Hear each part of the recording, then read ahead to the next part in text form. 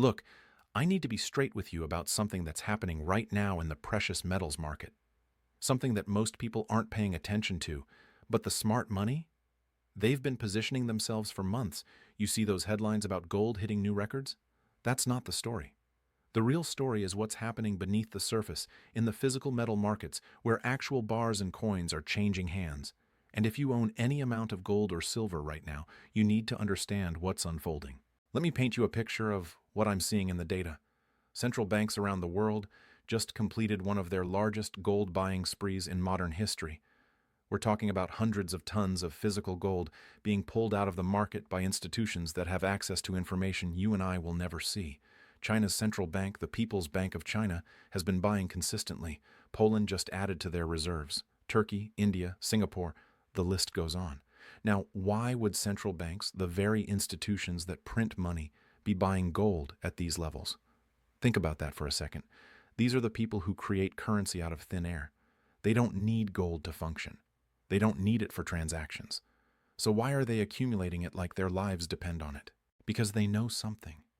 They understand that we're entering a phase of monetary history that hasn't been seen in generations. The dollar's role as the world's reserve currency is being challenged in ways that would have been unthinkable just a few years ago. The BRICS nations are actively working on alternative payment systems. Trade settlements are increasingly happening in currencies other than dollars. And every time that happens, the demand for dollars decreases, which means the need for an alternative store of value increases. Gold is that alternative. It always has been. For 5,000 years, gold has been the ultimate form of money because it can't be printed, it can't be debased, and it can't be created by governments when they need to fund their spending. It just exists in finite quantities, and that scarcity is exactly what makes it valuable. But here's where it gets really interesting. While central banks are buying physical gold, something else is happening in the silver market that's even more dramatic. Silver has been outperforming gold on a percentage basis, and there's a very specific reason for that. Silver isn't just a monetary metal anymore. It's an industrial metal that's absolutely critical for the green energy transition, for solar panels, for electric vehicles, for 5G infrastructure. Every single solar panel requires about 20 grams of silver. Every electric vehicle uses between 25 to 50 grams of silver in its electrical systems. Now do the math on that. The world is pushing toward renewable energy. Governments are mandating electric vehicle adoption. The infrastructure build-out for 5G and eventually 6G requires massive amounts of silver. And here's the kicker. Silver supply is relatively inelastic. You can't just turn on a switch and produce more silver. Most silver comes as a byproduct of mining other metals like copper, lead, and zinc. So even if silver prices go up, supply doesn't respond quickly. What does that create? A supply squeeze. And we're starting to see the early signs of it. Premiums on physical silver coins and bars have been elevated for months. Delivery times from major mints have been extended. The spread between paper silver prices on the COMEX and physical silver prices in the retail market has been widening. That's telling you something important. There's a disconnect between the paper market where silver is traded as a financial instrument and the physical market where actual metal changes hands. Let me tell you a story that illustrates this perfectly. Back in early 2021, there was a movement on social media where retail investors tried to squeeze the silver market. They went out and bought physical silver in massive quantities. And you know what happened? Dealers ran out of inventory. Premiums spiked to 30, 40, even 50% over spot price. The US Mint had to ration silver eagles. It was chaos in the physical market. But here's what was fascinating. The paper price of silver on the COMEX barely moved. How is that possible? How can you have massive demand for physical metal, shortages everywhere, and the price doesn't reflect it? Because the paper market is so much larger than the physical market. There are hundreds of times more silver traded on paper than actually exists in physical form. It's a fractional reserve system, just like banking. And that system works fine until everyone wants their physical metal at the same time. Then you have a problem. Then you have what's called a delivery squeeze, where the people who sold paper silver contracts can't actually deliver the physical metal they promised. And when that happens, prices can go parabolic. We saw this happen in nickel a few years ago on the London Metal Exchange. A Chinese company had a massive short position in nickel, and when Russia invaded Ukraine, nickel prices started spiking because Russia is a major producer. This Chinese company couldn't deliver the nickel they had promised, and prices went from around $25,000 per ton to over $100,000 per ton in a matter of days. Trading had to be halted. Contracts had to be canceled. It was a complete breakdown of the market.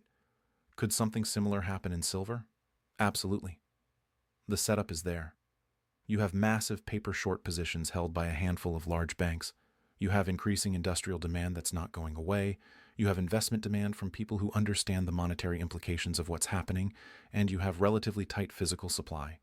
All the ingredients are there for a significant price move. Now, let's talk about gold for a minute, because while silver might be the more explosive opportunity, gold is the foundation. Gold is what central banks hold. Gold is what sovereign wealth funds accumulate. Gold is what the ultra-wealthy use to preserve purchasing power across generations. And right now, gold is telling us something very important about the state of the global financial system. When gold makes new all-time highs while stock markets are also near all-time highs, that's unusual. Typically, gold and stocks move inversely. Gold goes up when people are scared and fleeing to safety. Stocks go up when people are optimistic and taking risk. But when both are going up together, it suggests something different is happening. It suggests that people are worried about currency debasement. They're worried that the value of the dollar, the euro, the yen, all fiat currencies, is being eroded by the massive money printing that's been happening since the financial crisis. And they're right to be worried. Look at the numbers. The Federal Reserve's balance sheet went from under $1 trillion before the financial crisis to nearly $9 trillion at its peak. That's 9 times more dollars in the system. The European Central Bank, the Bank of Japan, the Bank of England, they've all done the same thing. They've created trillions of units of currency out of thin air to buy government bonds, to support markets, to fund stimulus programs. And what happens when you increase the supply of something? Its value goes down. That's basic economics. If you have twice as many dollars chasing the same amount of goods and services, each dollar is worth less. That's inflation. And we've seen it. We've seen it in food prices, in energy prices, in housing prices, in the cost of everything. Gold is the market's way of saying, we don't trust the value of these currencies anymore. It's a vote of no confidence in the monetary system. And when you see central banks themselves buying gold, that's them admitting it. They're admitting that they don't fully trust the system they're part of.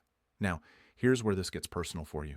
If you're someone who has worked your whole life, saved money, built up a retirement account, you need to understand that the value of that money is being eroded every single day by this currency debasement. Your purchasing power is going down even if the number in your account stays the same. And this is where physical metals come in as a wealth preservation tool. Not as a get-rich-quick scheme, not as a speculation, but as a way to maintain your purchasing power over time. Gold and silver have maintained their purchasing power for thousands of years. An ounce of gold could buy you a fine suit in Roman times, and it can buy you a fine suit today. That's stability. That's what real money looks like. Quick aside here. If you're sitting on a significant amount in retirement accounts, there are ways to get physical gold into those accounts without triggering tax penalties. I put together a free guide on how gold IRAs work, covering the mechanics, the rules, the pros and cons. It's in the description if that's relevant to your situation. Worth understanding your options. Anyway, back to what's happening in the markets right now. Because there's another layer to this story that most people aren't aware of. The derivatives market in precious metals is absolutely massive. We're talking about hundreds of billions of dollars in notional value of gold and silver derivatives held by major banks. These are complex financial instruments, futures, options, swaps, that allow banks to take positions in metals without actually owning the physical metal. And here's the thing about derivatives. They work great in normal markets, but they can blow up spectacularly when markets become disorderly. We saw this in 2008 with mortgage derivatives. We saw it with the nickel market I mentioned earlier, and there's a real risk we could see it in precious metals. The Bank for International Settlements, which is essentially the central bank for central banks, publishes data on these derivative positions, and the numbers are staggering. The notional value of gold derivatives alone is measured in the hundreds of billions. Silver derivatives are smaller but still substantial, and these positions are concentrated in just a handful of banks. What happens if there's a delivery squeeze? What happens if physical demand overwhelms the paper market? These banks would be forced to either deliver metal they don't have or close out their positions at massive losses. Either scenario would send prices significantly higher. And we're starting to see signs of stress in the system. The COMEX, which is the major futures exchange for metals in the United States, has had to adjust its delivery rules multiple times in recent years. They've had to incentivize people to deliver metal into the exchange because inventories were getting too low. That's not normal. That suggests the physical market is tighter than the paper market is pricing in. Let me give you another historical parallel that's relevant here. In 1980, the Hunt brothers tried to corner the silver market. They accumulated massive amounts of physical silver and silver futures contracts. At one point, they controlled a significant portion of the world's silver supply, and the price went from around $5 an ounce to over $50 an ounce in a matter of months. Now, the Hunt brothers ultimately failed because the exchanges changed the rules on them. They raised margin requirements, they limited position sizes, they basically made it impossible for the Hunts to maintain their positions, and the price crashed back down. But here's what's different today. Today, it's not one or two wealthy individuals trying to corner the market. It's millions of retail investors around the world buying physical metal. It's central banks accumulating gold. It's industrial users securing silver supply for their manufacturing needs. You can't change the rules to stop that kind of distributed demand. And that's what makes this wealth transfer I'm talking about so significant. When you have a fundamental shift in demand for an asset that has relatively inelastic supply, prices have to adjust. There's no other way for the market to clear, and the adjustment can be dramatic. Think about what happened with oil prices during the pandemic. Demand collapsed and prices went negative for a brief moment. Then demand came roaring back and prices went from negative to over $100 a barrel. That's what happens when supply and demand get out of balance in commodity markets. Prices move violently to restore equilibrium. We could see something similar in precious metals. Not because demand is going to collapse. Demand is increasing. But because the paper market has been suppressing prices below where they would naturally be based on physical supply and demand. And when that suppression ends, either because of a delivery squeeze or because the banks decide the risk isn't worth it anymore, prices could move very quickly to the upside. Now, I want to be clear about something. I'm not saying this happens tomorrow. I'm not saying you should panic and rush out to buy metal at any price. What I'm saying is that the setup is there, the fundamentals are there, the technical indicators are there, and the smart money is positioning themselves accordingly. You can see it in the data. Gold ETF holdings have been increasing. Silver ETF holdings have been increasing. Coin sales from major mints have been strong. These are all indicators of investment demand.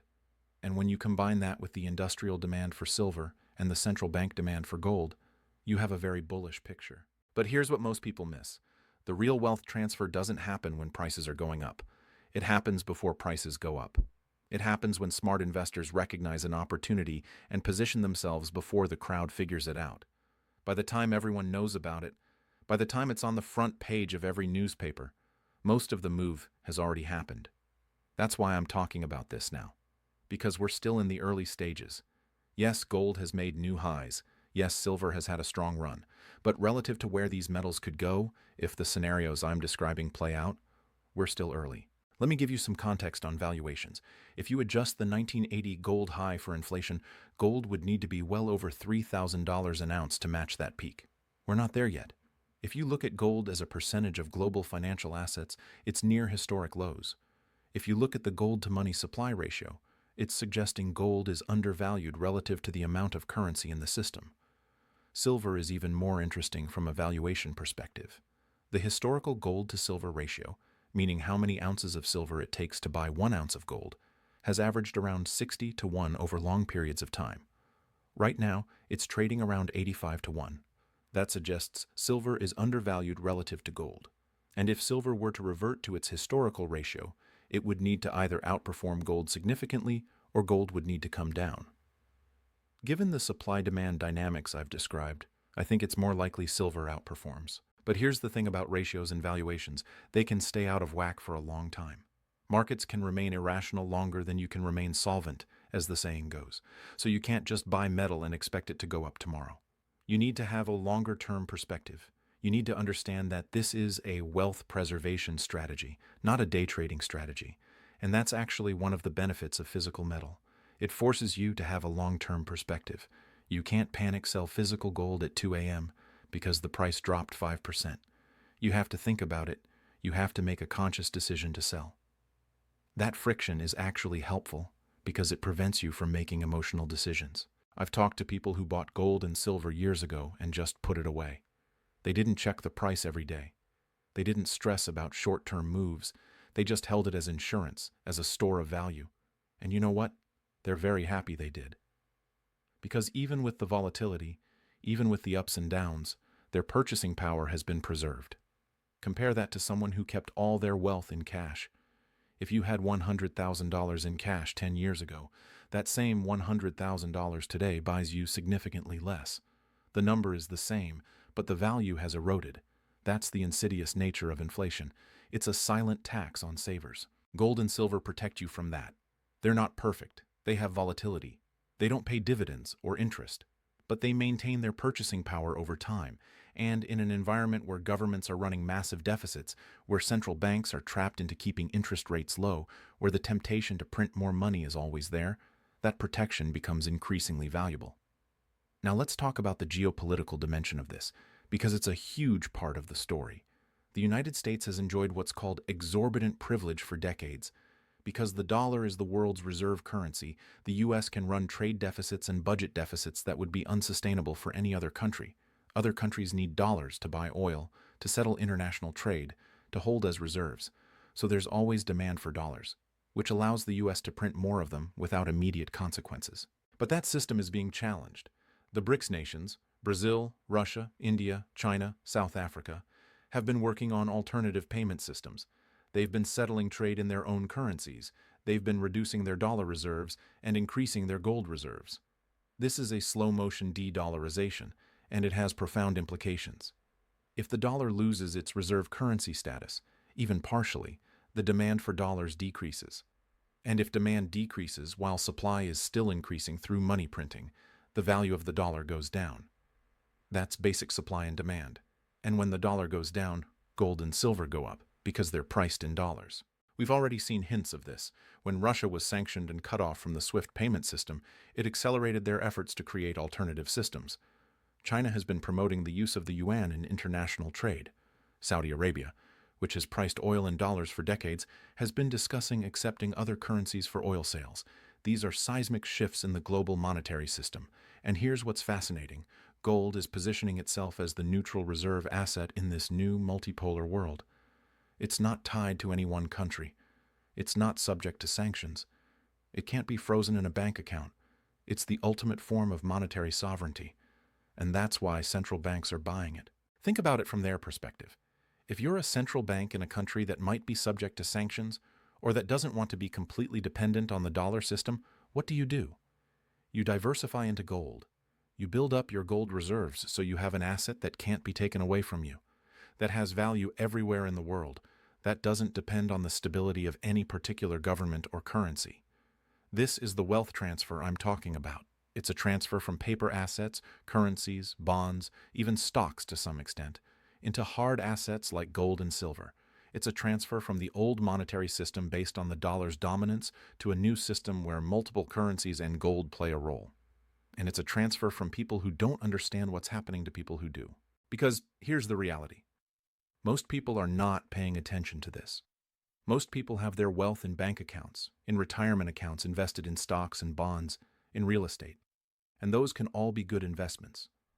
But if the monetary system is changing, if the value of currencies is being debased, you need some portion of your wealth in assets that aren't dependent on the system. That's what gold and silver provide. They're outside the system. They're no one else's liability. When you hold physical metal, you're not depending on a bank to honor its obligations, or a government to maintain the value of its currency, or a company to remain profitable. You're holding an asset that has been valued for thousands of years and will continue to be valued regardless of what happens to any particular government or financial system. Now, I know some people hear this and think it sounds extreme. They think it sounds like doom and gloom, like I'm predicting the end of the world, but that's not what I'm saying at all. I'm not saying the financial system is going to collapse tomorrow. I'm not saying you should sell everything and buy gold and silver. What I'm saying is that the system is changing, the risks are increasing, and it makes sense to have some insurance. Think of it like this. You have insurance on your house, right? You pay premiums every year hoping you never have to use it. But if your house burns down, you're really glad you had it. Gold and silver are similar. They're insurance against monetary instability, against currency debasement, against the risks inherent in a financial system that's built on debt and money printing. And the beautiful thing about this insurance is that it can actually appreciate in value. Unlike your homeowner's insurance, which is just a cost, gold and silver can go up in price, so you're getting insurance and potential upside at the same time. That's a pretty compelling proposition. But you have to own the physical metal. You can't just own paper gold or silver through an ETF or a futures contract and expect to have the same protection. Because in a real crisis, in a real breakdown of the financial system, paper promises might not be honored. We've seen this throughout history. When things get bad, governments impose capital controls. They freeze accounts. They confiscate assets. Physical metal that you hold yourself is much harder to confiscate or control. This is why you see wealthy families, the kind of families that have preserved wealth across generations, always have some allocation to physical gold. It's not their entire portfolio, but it's a meaningful portion, because they understand that preserving wealth over long periods of time requires diversification, not just across different investments, but across different types of assets, including assets that are outside the financial system. And that's the key insight here. The wealth transfer that's beginning is from people who are fully invested in the system to people who have diversified outside the system.